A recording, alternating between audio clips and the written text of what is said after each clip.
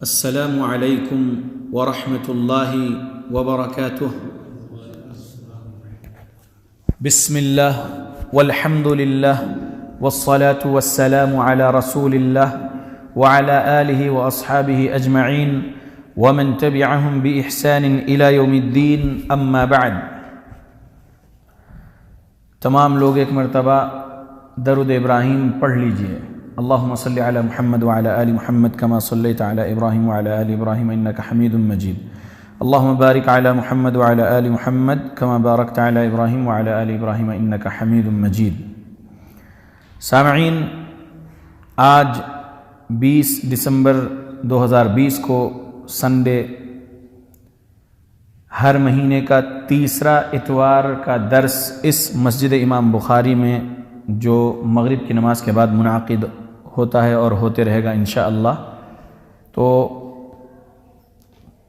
آج کا جو درس ہے، درس قرآن میں سورہ کوثر کی تفسیر ہوگی انشاءاللہ۔ 3 آیتیں ہیں یہ، اور 3 آیتوں کی تفسیر کے لیے جو احادیث محدثین نے بیان کیے ہیں پیارے نبی صلی اللہ علیہ وسلم اور صحابہ سے، جو روایت کردہ صحیح سندوں سے جو حدیثیں ہیں، وہ ہم آپ کے سامنے سنائیں گے انشاءاللہ۔ اللہ رب العالمین کی رضا حاصل کرنے کے لیے بیٹھے رہیے۔ پوری کوشش کروں گا کہ آدھے گھنٹے میں درس مکمل کر لوں، کیونکہ چھوٹا سورہ ہے، اور درس کے بعد سوال ہم کریں گے، جواب آپ کو دینا رہے گا۔ جو صحیح جواب دیں گے ان کو انعام دیا جائے گا انشاءاللہ۔ سوال درس میں سے ہی ہوگا۔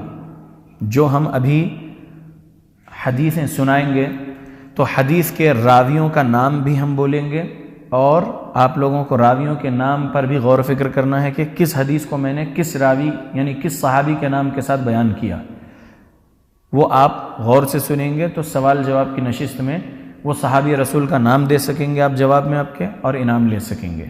اور جو کچھ بھی بات وہ حدیث میں ہوگی، پوری حدیث سنانے نہیں بولوں گا، وہ حدیث کی مختصر بات پوچھوں گا، وہ آپ کو بولنا پڑے گا، اور آپ غور سے سنیں گے ہی تو جواب دے سکیں گے، اور آپ کو انعام دیا جائے گا انشاءاللہ۔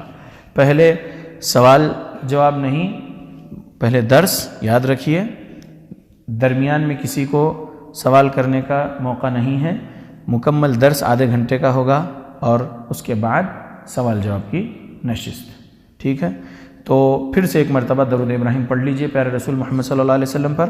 اللہم صلی علی محمد وعلی آل محمد کما صلیت علی ابراہیم وعلی آل ابراہیم انک حمید مجید۔ اللہم بارک علی محمد وعلی آل محمد کما بارکت علی ابراہیم وعلی آل ابراہیم انک حمید مجید۔ سورہ کوثر مکۃ المکرمہ میں نازل ہوئی، 3 آیتیں ہیں اس میں۔ اعوذ باللہ من الشیطان الرجیم، بسم اللہ الرحمن الرحیم، انا اعطیناک الکوثر فصل لربک وانحر ان شانئک هو الابتر۔ یہ جو ابتر لفظ ہے، ابتر ورڈ ہے، پیارے رسول محمد صلی اللہ علیہ وسلم کو یہودیوں نے ابتر کہا۔ ابتر یعنی دم کٹا ہوا، نعوذ باللہ، تمہاری اب کوئی نسل نہیں چلے گی، تمہارا نام لیوا کوئی نہیں ہوگا، کیونکہ تمہارے تینوں نرینہ اولاد بچپن میں ہی مر گئے۔ یہ ایسا یہودیوں کا کہنا تھا۔ پیارے رسول محمد صلی اللہ علیہ وسلم کے 3 بیٹے، ایک قاسم، دوسرے عبداللہ۔ عبداللہ کا طاہر اور طیب لقب تھا، اور تیسرے ماریہ قبطیہ سے ابراہیم، جو پیارے نبی کے 3 بیٹے تھے، بچپن ہی میں فوت ہو گئے۔ تو اس لیے یہودیوں نے پیارے نبی کو ابتر کہا تھا، یعنی اب آپ کی نسل آگے نہیں چلے گی، اس طریقے سے ان کی بات تھی۔ تو رب نے پیارے نبی صلی اللہ علیہ وسلم پر یہ سورہ نازل کر کے ایک خوشخبری دیا کہ ان کا نام و نشان نہیں رہے گا، لیکن آپ کے نام لیوا قیامت تک رہیں گے۔ پڑھیے درود، اللہم صلی وسلم علی نبینا محمد۔ تو انا اعطیناک الکوثر، ترجمہ کیا ہے اس کا؟ یقیناً ہم نے آپ کو کوثر عطا کیا، یقیناً ہم نے آپ کو کوثر عطا کیا۔ یعنی دشمن تو یہ سمجھ رہے کہ آپ کے پاس کچھ نہیں، مگر حقیقت یہ ہے کہ ہم نے آپ کو بہت کچھ دیا، بہت کچھ دیا رب نے پیارے نبی صلی اللہ علیہ وسلم کو۔ کوثر میں وہ ساری خیر کثیر شامل ہے جو اللہ تعالیٰ نے آپ صلی اللہ علیہ وسلم کو عطا فرمائی تھی۔ مثلا کوثر سے مراد خیر ہے نا، تو خیر میں سب سے پہلی چیز اسلام ہے، جو انبیاء علیہ السلام کا دین تھا۔ آدم علیہ السلام سے لے کر محمد رسول اللہ صلی اللہ علیہ وسلم تک جتنے انبیاء رسول گزرے ہیں ان کا دین اسلام تھا۔ محمد رسول اللہ صلی اللہ علیہ وسلم کا بھی دین اسلام ہے، لیکن محمد رسول اللہ صلی اللہ علیہ وسلم پر دین اسلام کو اللہ نے مکمل کر دیا۔ اور پیارے رسول محمد صلی اللہ علیہ وسلم کے بعد قیامت تک کوئی نبی پیدا نہیں ہونے والے ہیں۔ اگر کوئی بول لے کہ میں نبی ہوں یا محمد رسول اللہ صلی اللہ علیہ وسلم آخری نبی نہیں تھے، میں نبی بنایا گیا ہوں، اگر کوئی ایسا بول لے تو وہ کذاب ہے، جھوٹا ہے، لعنتی ہے۔ ہم کروڑوں لعنت بھیجتے ہیں مرزا غلام احمد قادیانی پر جو نبوت کا دعویٰ کیا، اور اس جیسے جتنے بھی دعوی نبوت کیے ہیں ہم تمام پر لعنت بھیجیں گے۔ محمد رسول اللہ صلی اللہ علیہ وسلم پر اللہ کی کروڑوں رحمتیں برکتیں سلامتی نازل ہوں، اور محمد صلی اللہ علیہ وسلم کی آل پر بھی رحمتیں برکتیں سلامتی نازل ہوں۔ محمد رسول اللہ صلی اللہ علیہ وسلم کے بعد اب قیامت تک کوئی نبی کوئی رسول پیدا ہونے والے نہیں ہیں، اور اللہ کے پاس سے کوئی کتاب اب نازل ہونے والی نہیں ہے۔ اللہ رب العالمین نے قرآن مجید سے پہلے 3 کتابیں جو نازل کیا تھا، موسیٰ علیہ السلام پر کون سی؟ توریت، اور داؤد علیہ السلام پر زبور، اور عیسیٰ علیہ السلام پر انجیل، اور محمد رسول اللہ صلی اللہ علیہ وسلم پر قرآن۔ اب نبیوں کا سلسلہ ختم، رسولوں کا سلسلہ ختم، قرآن بھی آ چکی ہے۔ اب کوئی کتاب قیامت تک اللہ نازل نہیں کریں گے۔ یہ 4 کتابوں کے علاوہ جو صحیفے جو نازل کیا تھا اللہ رب العالمین نے دوسرے نبیوں پر، اب وہ صحیفے بھی نازل نہیں ہوں گے قیامت تک۔ عیسیٰ علیہ السلام نازل ہونے والے ہیں، کیونکہ عیسیٰ علیہ السلام کو موت نہیں دیا اللہ نے، عیسیٰ علیہ السلام کو اللہ نے اٹھا لیا تھا فرشتوں کو بھیج کر۔ عیسیٰ علیہ السلام جنت میں ہیں اللہ کے پاس، ان کو موت نہیں آئی تھی دنیا میں، اور عیسیٰ علیہ السلام قیامت سے پہلے اس دنیا میں نازل ہونے والے ہیں۔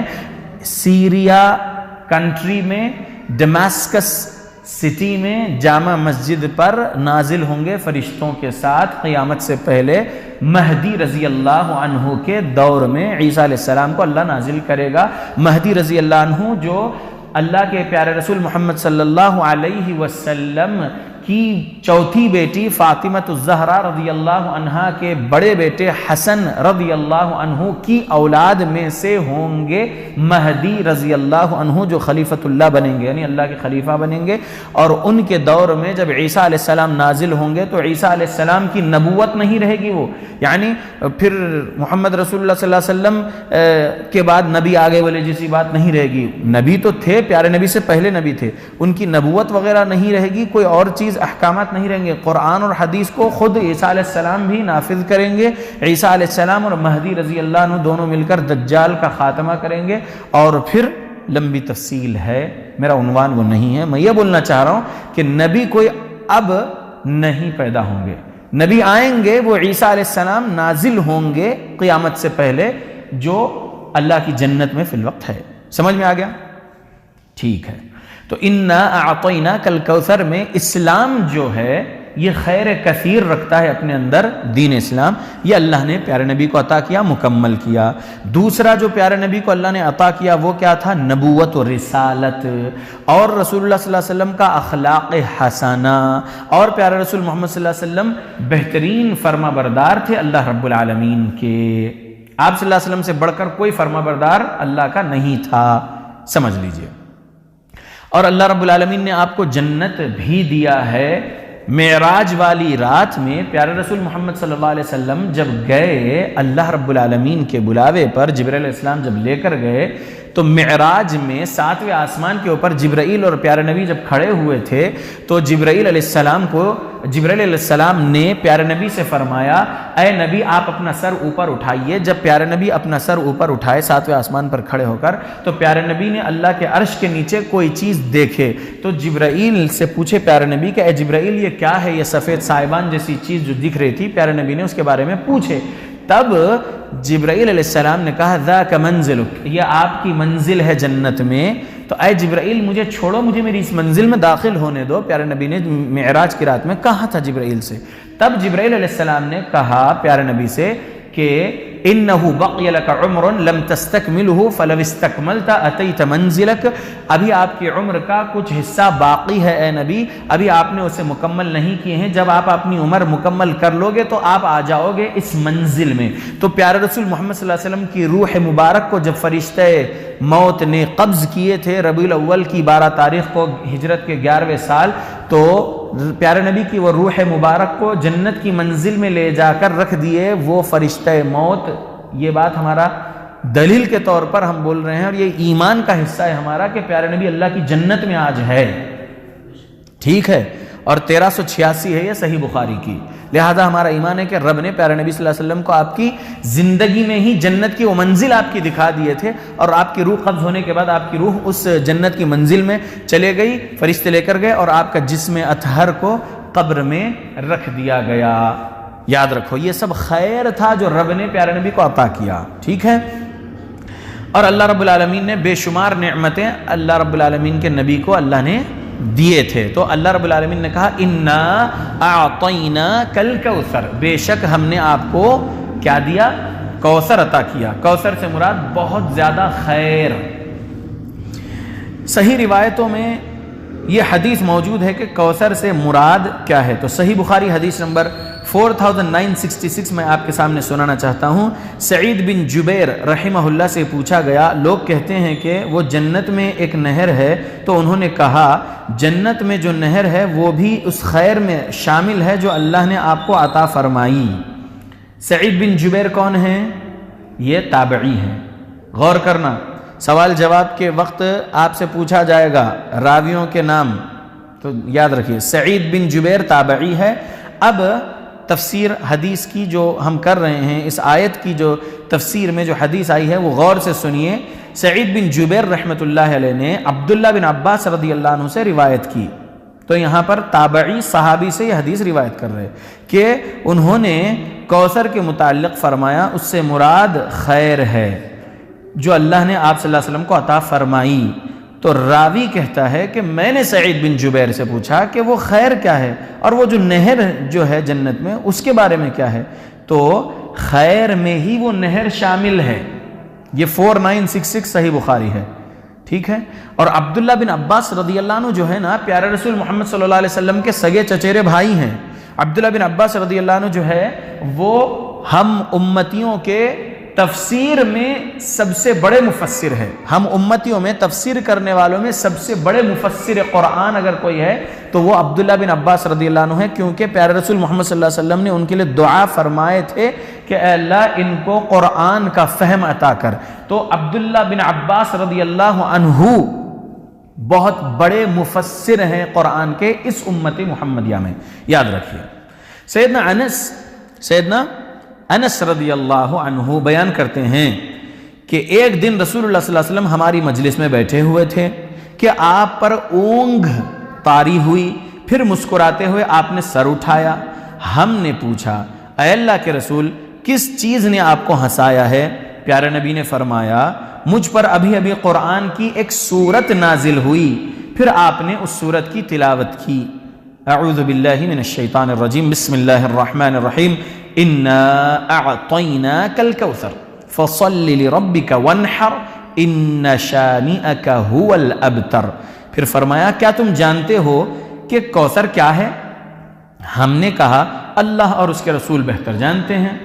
پیارے نبی نے فرمایا کوثر ایک نہر ہے جس کا میرے رب نے مجھ سے وعدہ فرمایا ہے، اس میں بہت خیر ہے۔ روز محشر میرے امتی اس حوض کا پانی پینے کے لیے آئیں گے، اس حوض پر اتنے گلاس ہوں گے جتنے آسمان کے تارے ہیں، ان میں سے ایک شخص کو وہاں سے بھگا دیا جائے گا۔ میں کہوں گا اے اللہ یہ میرا امتی ہے، اللہ تعالیٰ فرمائے گا آپ نہیں جانتے کہ اس نے آپ کے بعد کیسی کیسی بدعتیں نکالی تھیں۔ صحیح مسلم حدیث نمبر 400 ہے یہ۔ اللہ کے بندو یہ حدیث یہاں پر مکمل ہوئی، اس کی تشریح مختصر ہی کروں گا، غور سے سنیے۔ پیارے نبی پر جب وحی نازل ہوتی تو کبھی کیفیت الگ ہوتی، کبھی کیفیت الگ ہوتی، کبھی آپ پر غشی طاری ہو جاتی وحی میں، کبھی اونگ طاری ہو جاتی، کبھی آپ کپ کپا اٹھتے، بہت کانپتے رہتے، اور کبھی آپ صلی اللہ علیہ وسلم بہت گھبرا جاتے، وحی بہت بھاری طریقے سے آپ پر نازل ہوتی تھی۔ تو جب یہ وحی نازل ہوئی انا اعطیناک الکوثر، تو آپ کو اونگ آئی تھی، اور آپ صلی اللہ علیہ وسلم جب کچھ ہی منٹوں میں جو ہے پھر مسکرانے لگے، تو صحابہ نے پوچھے کیا ہوا؟ تو آپ نے بولے ابھی مجھ پر ایک سورت نازل ہوئی۔ بڑے سورے ایک ساتھ کبھی نازل نہیں ہوئے پیارے نبی صلی اللہ علیہ وسلم پر، بڑے سورے آہستہ آہستہ کچھ آیتیں نازل ہوئی، لیکن یہ سورت ایک ساتھ نازل ہوئی، سورہ کوثر، ٹھیک ہے؟ اور بھی ہے، انشاءاللہ ہم سورہ کوثر کی بات ہی کریں گے آج۔ تو اس میں کیا فرمایا پیارے رسول محمد صلی اللہ علیہ وسلم نے کہ کوثر کیا ہے؟ تو صحابہ نے کیا بولے؟ اللہ اور رسول اللہ زیادہ بہتر جانتے ہیں۔ تو پیارے نبی نے جواب میں کیا کہا؟ یہ ایک نہر ہے جس کا میرے رب نے مجھ سے وعدہ فرمایا ہے، جنت میں ایک نہر ہے، اس میں بہت خیر ہے، بہت خیر ہے، اور محشر کے دن یہ حوض کوثر پر آئیں گے امتی، اور پیارے نبی وہ جام کوثر پلائیں گے، اور وہ جام کوثر پینے کے وقت جو کاسا، جو گلاسز رہیں گے، وہ اتنے زیادہ ہوں گے کہ اللہ اکبر، آسمان میں جتنے تارے نظر آتے ہیں، گن سکتے کیا ان کو؟ ہم نہیں گن سکتے، اتنے ان گنت گلاس اس پر ہوں گے، اور پیارے نبی اس سے لوگوں کو جام کوثر پلا رہے ہوں گے۔ کچھ لوگ آئیں گے وہاں پر تو فرشتے ان کو پیچھے ڈھکیلیں گے، پیارے نبی کے قریب جانے نہیں دیں گے۔ محمد رسول اللہ صلی اللہ علیہ وسلم کہیں گے یا ربی انہ من امتی، اے میرے رب یہ تو میرے امتیوں میں سے ہے۔ تو تب اللہ رب العالمین پیارے نبی سے کہیں گے انک لا تدری ما احدثوا بعدک، اے نبی آپ کو نہیں معلوم کہ آپ کے بعد انہوں نے کیا نئے نئے کام دین میں ایجاد کر لیے تھے۔ آج رسول اللہ صلی اللہ علیہ وسلم ہم دنیا والوں کے بارے میں جان رہے ہیں کیا؟ نہیں جان رہے۔ آپ صلی اللہ علیہ وسلم اللہ کی جنت میں ہیں، آپ صلی اللہ علیہ وسلم کی روح مبارک جنت کی ایک منزل میں ہے، عرش کے نیچے 7ویں آسمان کے اوپر، ٹھیک ہے؟ اور پیارے رسول محمد صلی اللہ علیہ وسلم کا جسم مبارک کہاں ہے؟ قبر میں، مدینہ والی حجر عائشہ میں۔ دنیا والوں کے معاملات آج پیارے نبی نہیں جانتے، اس وجہ سے اس دن، قیامت والے دن، جب پیارے نبی صلی اللہ علیہ وسلم کے سامنے سے کچھ امتیوں کو ڈھکیلا جائے گا دور اور ان کو جام نہیں پینے دیا جائے گا، تو پیارے نبی رب سے بولیں گے یہ تو میرے امتی میں سے ہیں۔ تب رب فرمائے گا کہ آپ کو نہیں معلوم ہے اللہ کے نبی، یہ وہ لوگ ہیں جنہوں نے آپ کے بعد، یعنی اس دنیا میں سے آپ چلے جانے کے بعد، انہوں نے کیا نئے نئے کام دین کے نام پر بنا لیے تھے۔ یہ رسول اللہ کو جبرائیل علیہ السلام یہ حدیث سنا دیے، رسول اللہ اپنے صحابہ کو سنا دیے، اس کے باوجود رسول اللہ صلی اللہ علیہ وسلم یہ بات بول رہے ہیں کہ قیامت کے دن ایسا ہونے والا ہے، اور ایسا لوگوں کو جب دور کیا جائے گا تب میں میرے رب سے بولوں گا، اور تب رب مجھ سے یہ بولے گا۔ تو یہ جو قیامت کے دن واقعہ پیش آنے والا ہے، یہ کس نے خبر دیا پیارے نبی کو؟ جبرائیل علیہ السلام نے۔ جبرائیل علیہ السلام کو یہ بات کس نے بولا؟ اللہ نے بولا۔ تو یہ بات اللہ کے غیب میں سے ہے، جتنا غیب رب بتانا چاہے اپنے نبی کو وحی کے ذریعے سے بتا دیتے تھے، اس کے علاوہ غیب کون جانتا ہے؟ صرف اللہ۔ مثال کے طور پہ ہم ایمان والوں کی ماں عائشہ صدیقہ رضی اللہ عنہا پر منافقین نے زنا کی تہمت لگائے تھے ظالموں نے، اور اس وقت پیارے نبی پر بھی بہت بھاری گزرا، عائشہ رضی اللہ عنہ پر بھی یہ الزام بہت بھاری گزرا، عائشہ رضی اللہ عنہ کے والد ابو بکر الصدیق رضی اللہ عنہ پر بھی یہ الزام بہت بھاری گزرا۔ 1 مہینے کے لیے عائشہ رضی اللہ عنہ ابو بکر رضی اللہ عنہ کے گھر پر آ کر رہ گئے، پیارے نبی اپنے مکان میں ہیں اور سمجھ نہیں آ رہا کہ کیا ہوا ہے۔ پیارے نبی صلی اللہ علیہ وسلم عائشہ رضی اللہ عنہ کو وہ گنہگار نہیں مانتے تھے، یہ تو مسلم بات ہے، لیکن آزمائش تھی یہ پیارے نبی صلی اللہ علیہ وسلم کی اور ابو بکر رضی اللہ عنہ کی اور عائشہ رضی اللہ عنہ کی اور ایمان والوں کی۔ ایسا منافقین ہوا اڑا دیے تھے، اور اللہ نے پھر پاک دامنی کے لیے آیتیں نازل کر دیے۔ سورہ نور کے پہلے رکوع میں آیت نمبر 11 سے 19 پڑھ لیجئے، سورہ نور، یہ 18ویں پارے میں سورہ نمبر 24 ہے، سمجھ رہے؟ تو اللہ رب العالمین آیت نازل کیے کہ عائشہ رضی اللہ عنہ پاک دامن ہے، اللہ اکبر۔ تب پیارے نبی آئے ابو بکر رضی اللہ عنہ کے گھر اور یہ آیتیں سنائے کہ اللہ نے یہ وحی نازل کیے ہیں۔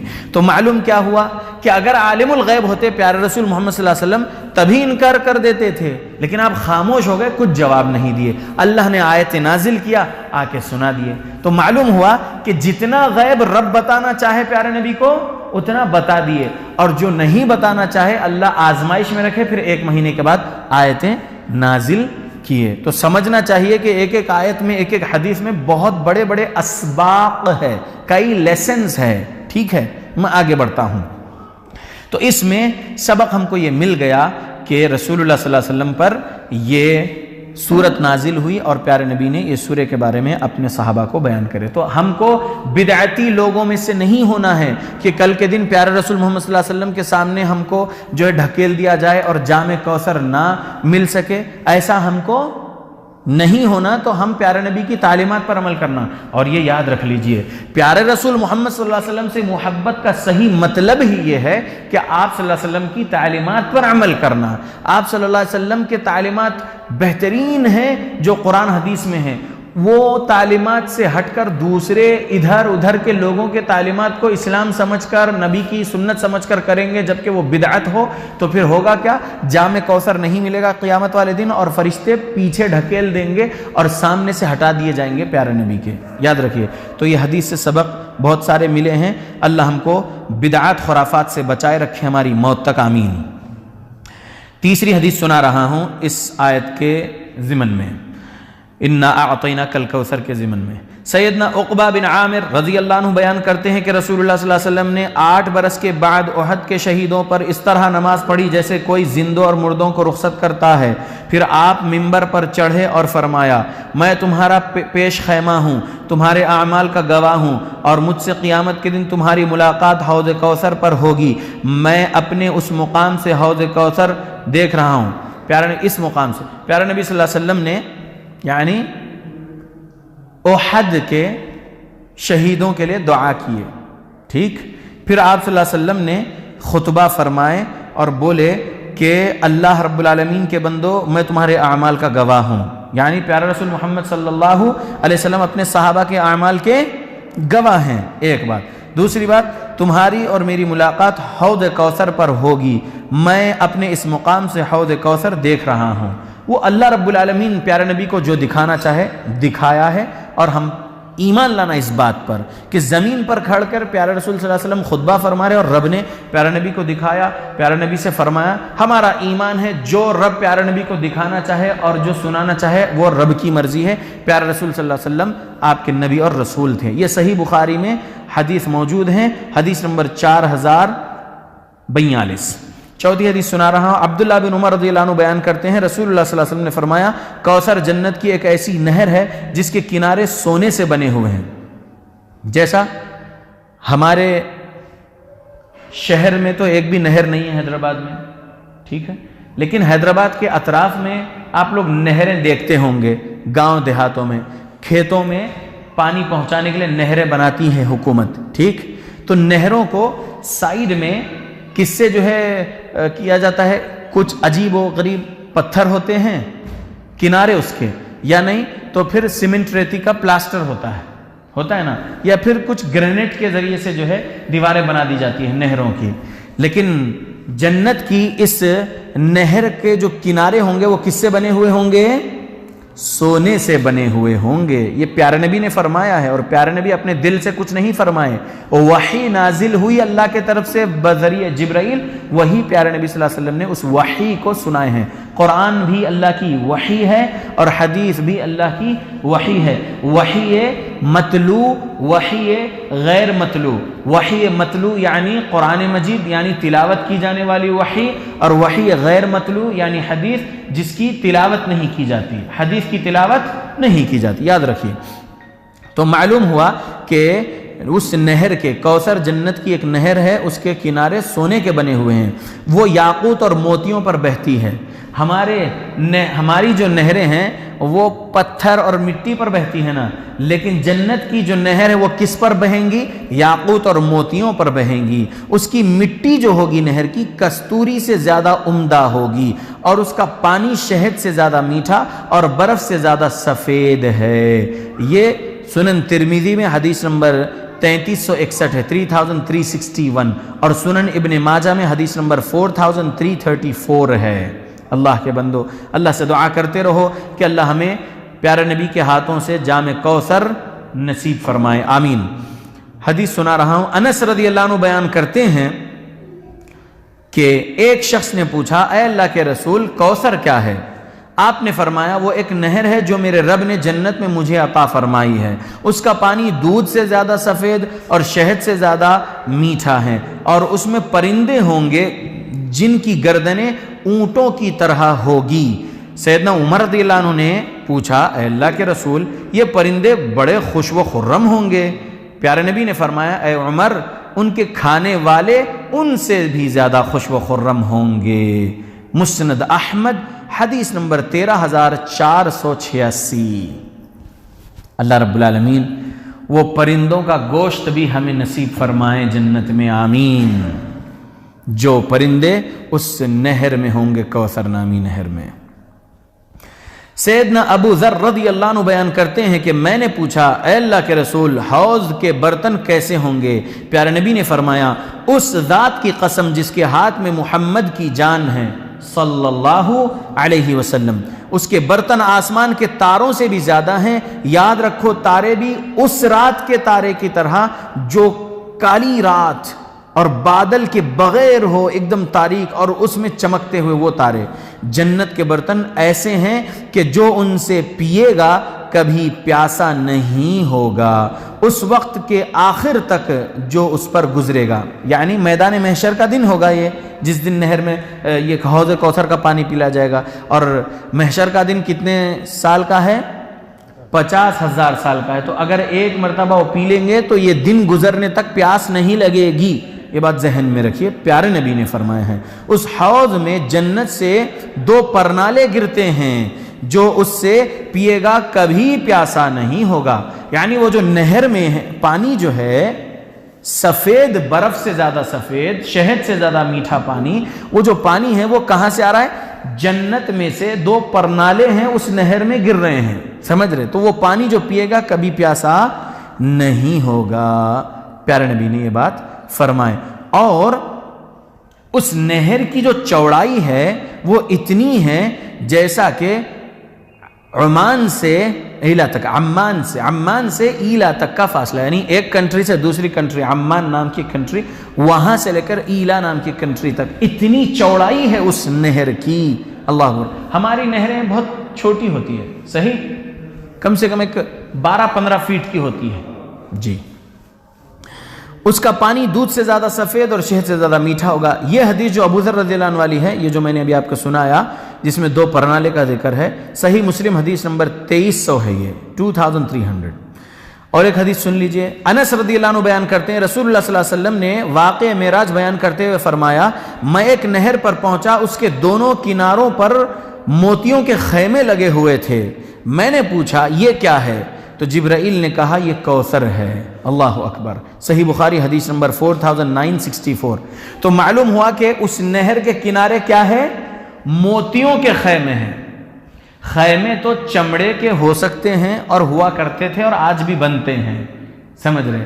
ٹینٹ جو ہوتے ہیں چمڑوں کے ہوتے ہیں، اور آج تو ہمارے پاس ٹینٹ جو ہے الگ الگ قسم کے دھاگوں کے ٹینٹ ہوتے ہیں، لیکن یہ موتیوں سے بنے ہوئے ٹینٹ کیسے ہوں گے؟ یہ اللہ کی قدرت سے بنے ہوئے ہیں۔ اللہ اکبر، اللہ اکبر، بولیے سبحان اللہ و بحمدہ سبحان اللہ العظیم۔ کیسی قدرتوں والا ہے ہمارا اللہ، کے موتیوں والا ٹینٹ بنایا ہے۔ وہ ہر چیز پر قدرت رکھنے والا ہے، جیسے چاہے جب چاہے اللہ رب العالمین بنانے والا ہے، سبحان اللہ۔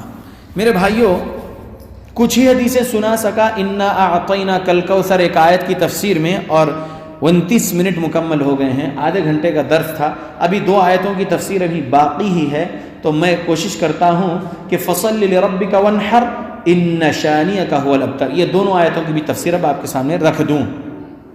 فصل لربک وانحر، آیت دوسری سورہ کوثر کی، ٹھیک ہے؟ اس کا ترجمہ بس آپ اپنے رب کے لیے نماز پڑھیے اور قربانی کریے.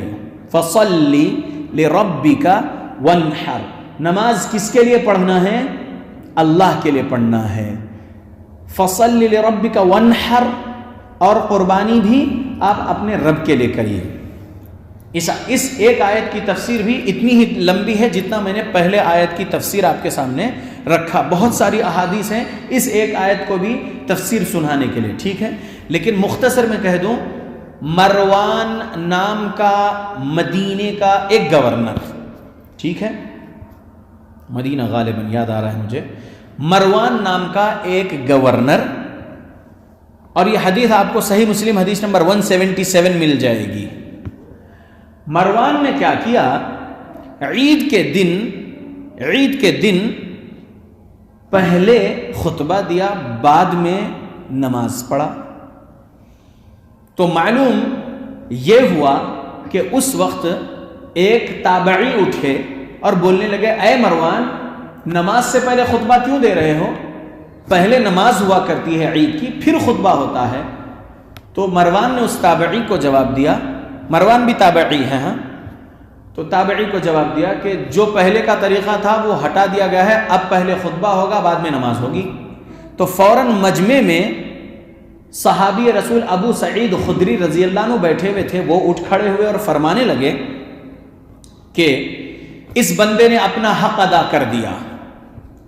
میں نے پیارے نبی صلی اللہ علیہ وسلم سے سنا تھا، پیارے نبی نے فرمایا، من رأى منکم منکرا فلیغیرہ بیدہ، تم میں سے جو کوئی بھی شخص منکر دیکھے، کچھ بھی برائی دیکھے، اسلام کے اپوزٹ میں، قرآن حدیث کے اپوزٹ میں، سنت رسول کے اپوزٹ میں کچھ بھی ایسا کام دیکھے جو سنت رسول سے ٹکرانے والا ہو، اسلام سے ٹکرانے والا ہو، یا پھر معاشرے میں لوگوں کو نقصان پہنچانے والا منکر کام ہو.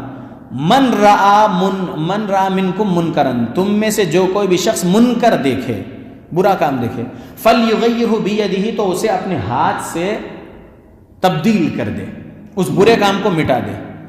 فَإِن لَمْ يَسْتَطِعْ، اگر تمہیں استطاعت نہیں ہے ہاتھ سے اس برائی کو مٹانے کی، فَبِلِسَانِهِ، تو اپنی زبان سے اس برائی کا رد کرو اور اس کی اپوزٹ والی اچھائی جو ہے وہ بیان کر دو. برائی کا رد کرو زبان سے اور اچھائی بیان کر دو. منکر کام کے خلاف زبان کھولو. اگر ہاتھ سے طاقت نہیں ہے تو زبان کی طاقت استعمال کرو اور برائی کا رد کرو، وہ چاہے کیسی بھی برائی ہو. اور اس برائی کے اپوزٹ والی جو اچھائی ہے، جو قرآن کی آیت سے ہے یا حدیث رسول سے ہے یا صحابہ سے ہے یا اولیاء اکرام سے ہے، جو اسلام والی اچھی بات ہے، وہ بیان کر دو منکر کے خلاف.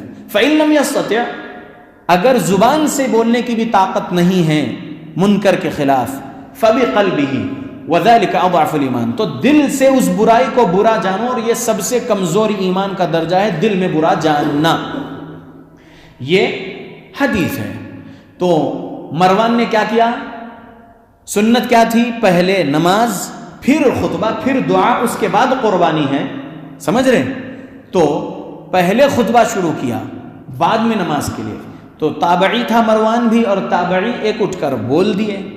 تو صحابی اس مجمع میں بیٹھے تھے، اٹھ کر سنا دی حدیث کہ اس بندے نے اپنا حق ادا کر دیا، منکر دیکھا، زبان سے اس منکر کا رد کر دیا. سمجھ رہے؟ تو ہمیں بھی یہ عمل کرنا ہے ہر منکر کے خلاف. کہیں پر آپ اپنے قلم سے کسی برائی کا رد کریے، ہاتھ میں ہی لینا پڑتا ہے قلم، صحیح ہے؟ تو آپ اپنے ہاتھ سے بھی برائی کا رد کر سکتے ہیں. اگر آج کسی کو ہاتھ سے نہیں ہٹا سک رہے تو قلم سے اپنا کام کرو. زبان سے منکر کے رد میں سچائی حق بیان کرو. سمجھ رہے؟ تیسرے درجے پر مت رہو. یہ فتنے والے دور میں بس بھائی میں دل سے برا جان لے رہا ہوں، برائی کو دیکھ کر میں دل میں نفرت رکھتا ہوں اس برائی کے بارے میں، تو پھر میں یہی تیسرے درجے پر ہی رہوں گا. ایسا مت بولو، ایسا مت بولو. وَذَلِكَ أَضْعَفُ الْإِيمَانِ کہا پیارے نبی نے. دل سے برا جاننا سب سے کمزور ایمان کی علامت ہے. ہم کمزور ایمان والے نہیں بننا، ہم دوسرے درجے پر تو رہنا. اگر پہلے درجے پر نہیں ہے، ہاتھ سے تبدیل نہیں کر سک رہے برائی کو، تو ہم دوسرے درجے پر رہ کے ہر برائی کے خلاف، شرک کے خلاف توحید سنانا ہے، سنت کے بدعت کے خلاف سنت سنانا ہے. سمجھ رہے؟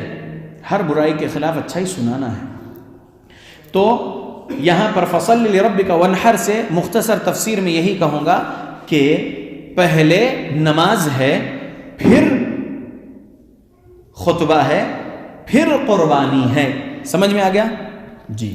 یہاں پر ایک اور حدیث بھی ہے، ایک صحابی قربانی کر دیے نماز کو جانے سے پہلے، پیارے نبی صلی اللہ علیہ وسلم فرمائے کہ یہ گوشت ہے، صرف کیا ہے؟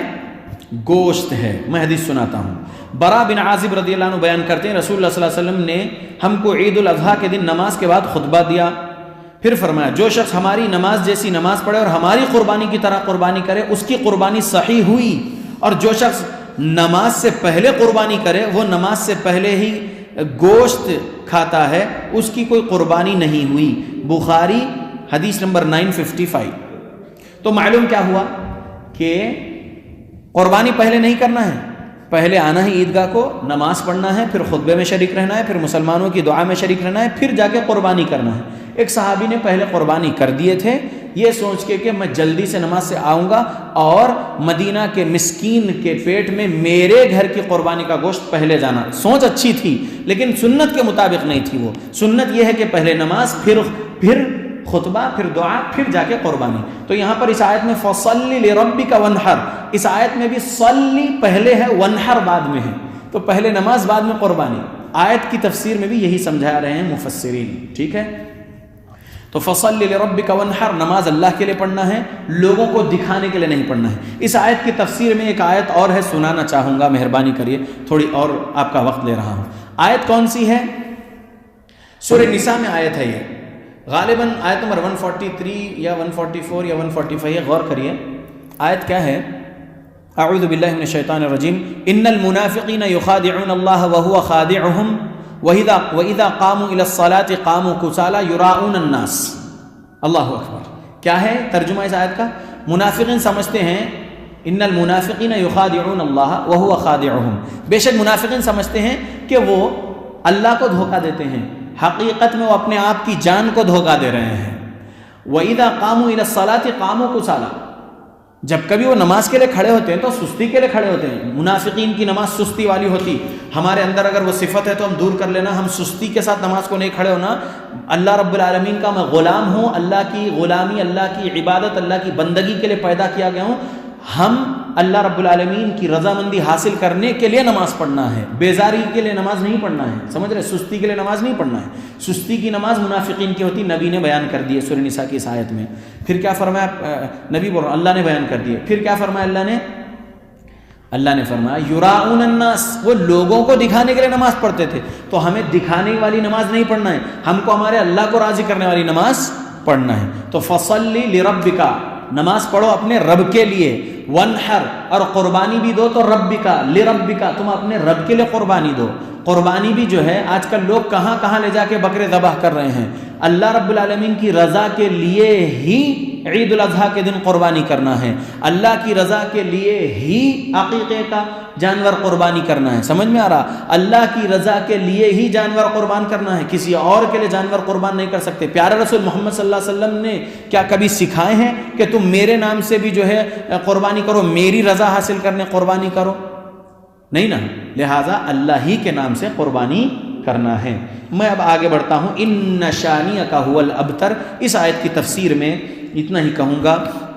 اس آیت کریمہ میں اللہ رب العالمین نے یہ خبر دی ہے پیارے نبی صلی اللہ علیہ وسلم کی شان میں گستاخی کرنے والے ہر دور میں اور ہر جگہ ذلیل و خوار ہوں گے۔ ان شانئک ھو الابتر، یقیناً آپ کا دشمن ہی لا ولد ہے، یقیناً آپ کا دشمن ہی لا ولد ہے۔ یہ آپ کو لا ولد کہتے ہیں، یعنی بے اولاد، یعنی نرینہ اولاد والا نہیں ہے کہتے ہیں، ابتر کہتے ہیں۔ تو یہی ابتر ہوں گے، بے شک آپ کے دشمن ہی لا ولد ہوں گے، ان کی نسلیں ختم ہو جائیں گی لیکن آپ کے نام لیوا قیامت تک رہیں گے۔ آج بھی اشہد ان محمد رسول اللہ، اذان میں ہم جب اشہد ان لا الہ الا اللہ کہہ رہے ہیں تو پھر پیارے نبی صلی اللہ علیہ وسلم کی رسالت کی، نبوت کی گواہی دے رہے ہیں کہ اشہد ان محمد رسول اللہ۔ ہم گواہی دیتے ہیں کہ محمد اللہ کے رسول ہیں صلی اللہ علیہ وسلم، تو قیامت تک آپ صلی اللہ علیہ وسلم کا نام بولا جاتا رہے گا۔ وَرَفَعْنَا لَكَ ذِكْرَكَ، آپ کا ذکر بلند کیا جاتا رہے گا۔ آپ کے دشمن جتنا بھی آپ کے خلاف بول لیتے رہیں لیکن وہی نامراد رہیں گے۔ سمجھ میں آ گیا اللہ کے بندو؟ تو یہ بات ذہن میں رکھیے، یہ سورہ بہت چھوٹا ہے اور یہ سورے میں 3 آیتیں ہیں۔ ہم نے آپ کے سامنے تفسیر 39 منٹس 40 منٹ ہو گئے ہیں، ہم نے یہ تفسیر آپ کے سامنے مختصر رکھیں، باتیں تو اور بھی ہے، لیکن اب میں اپنی اس درس کو یہاں روکتے ہوئے یہی کہوں گا کہ ہم جو قرآن کی تفسیر کرتے ہیں وہ تفسیر بالراوی کرتے ہیں۔ الحمدللہ ہم قرآن اور حدیث کو ویسے ہی سمجھتے ہیں جیسے صحابہ اکرام رضی اللہ عنہم اجمعین جو پیارے نبی کے شاگرد تھے انہوں نے جیسا سمجھے ویسے ہم سمجھتے ہیں، اور صحابہ کے شاگردوں میں تابعین، پھر طب تابعین، ائمہ محدثین، اولیاء اکرام نے قرآن حدیث کو جیسے سمجھے ہم ویسے سمجھتے ہیں۔ ہم تفسیر بالرائے نہیں سمجھتے، تفسیر بالراوی سمجھتے۔ لوگ اپنی رائے کے مطابق اگر تفسیر کریں گے تو رائے والی تفسیر ہم کو نہیں چاہیے۔ قرآن کی آیت تفسیر بالراوی یعنی صحابی نے کیا روایت کرے، تابعی نے کیا روایت کرے، طب تابعی نے کیا روایت کرے ہیں، وہ آیت کا صحیح مفہوم ہی ہمیں چاہیے، ہمیں خرافاتی باتیں نہیں چاہیے تفسیر میں، سمجھ گئے؟ تو ہم وہی لوگ ہیں جو قرآن حدیث کو پہلے 3 جنریشنز کے مسلمانوں کے مطابق سمجھتے ہیں اور سمجھاتے ہیں۔ یہ حدیث صحیح بخاری میں موجود ہے پیارے نبی کی، خیر الناس قرنی ثم الذین یلونہم ثم الذین یلونہم، سب سے بہترین لوگ میرے زمانے کے، پھر اس کے بعد کے زمانے کے، پھر اس کے بعد کے زمانے کے، یعنی یہ 3 بہترین زمانے، یعنی 300 سال کے مسلمان جو فرسٹ 3 جنریشنز کے مسلمانوں کی پیارے نبی نے تعریف کیے ہیں، لہٰذا ہم صحابہ اکرام اور ان کی پیروی کرنے والے محدثین کے مطابق ہی قرآن حدیث کو، مفسرین کے مطابق ہی قرآن حدیث کو سمجھیں گے، اور ہماری موت تک اس کے مطابق ایمان و عمل بنا کے وہی لوگوں میں سناتے رہیں گے انشاءاللہ۔ آؤ دین سیکھیں، آؤ دین پر عمل کریں، آؤ دین کی تبلیغ کریں۔ ہمارے استاد علامہ عبد المعید مدنی حفظہ اللہ جو علی گڑھ میں رہتے ہیں، جو دلی میں کبھی آتے ہیں، وہ بہترین قلمکار اور بہترین واعظ نے ہمیں یہی بتایا کہ یہ 3 باتیں لوگوں میں عام کرتے رہو، آؤ دین سیکھیں، آؤ دین پر عمل کریں، آؤ دین کی تبلیغ کریں۔ ہم یہ بولتے رہیں گے ہماری موت تک انشاءاللہ۔ آج کا درس میں یہاں روک رہا ہوں، باتیں اور بھی ہیں لیکن وقت جتنا بولا تھا اس سے 10-12 منٹ بڑھ گئے ہیں، لہذا اب ہم سوال جواب کی نشست شروع کرتے ہیں۔ میں اللہ سے دعا کرتا ہوں اللہ ہم مسلمانوں کو اس مسجد میں ہر اتوار کا، ہر تیسرا اتوار، ہر مہینے کا تیسرا اتوار مغرب کی نماز کے بعد یہاں پر درس کے لیے جمع ہونے کی اللہ توفیق دے، اور ہر تیسرے اتوار کے مغرب کے بعد درس کے بعد جو سوال جواب درس کے عنوان سے ہی ہوگا انشاءاللہ اس میں انعامات بھی ہم دیتے رہیں گے۔ اللہ ہمیں عطا کرتے رہے نعمتیں تاکہ ہم لوگوں میں تقسیم کرتے رہیں اسلام کی نعمتیں، آمین۔ السلام علیکم ورحمۃ اللہ وبرکاتہ۔